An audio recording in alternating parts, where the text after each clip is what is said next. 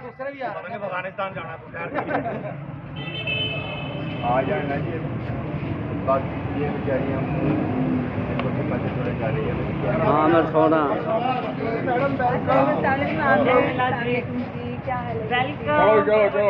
आधा डाट पड़े कर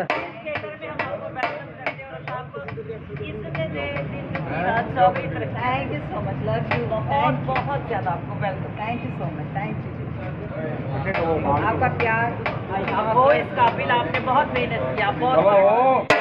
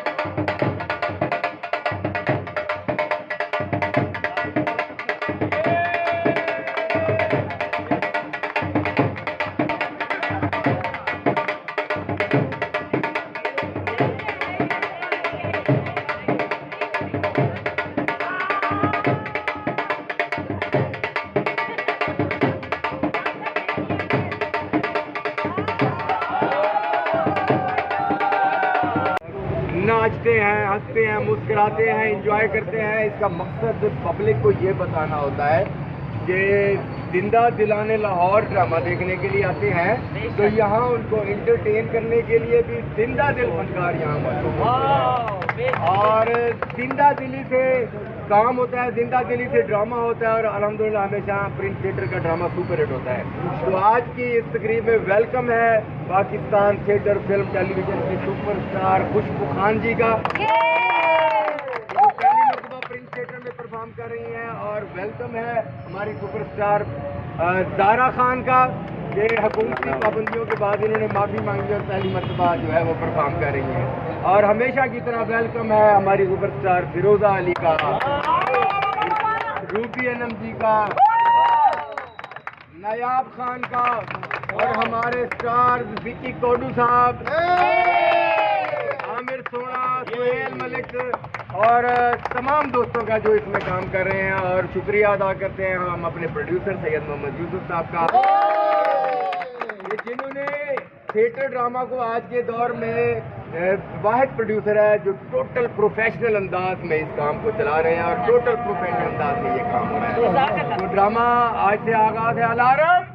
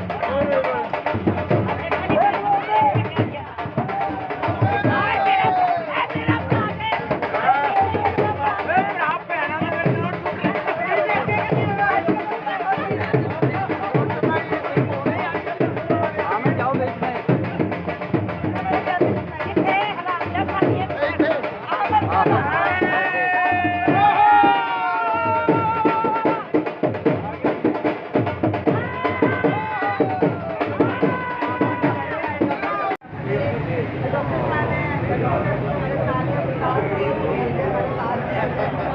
बहुत खुशी मिली है। ये मेरे ख्याल में बहुत कम नसीबों में मिलती है ऐसी। और आज तक इस तरह का माहौल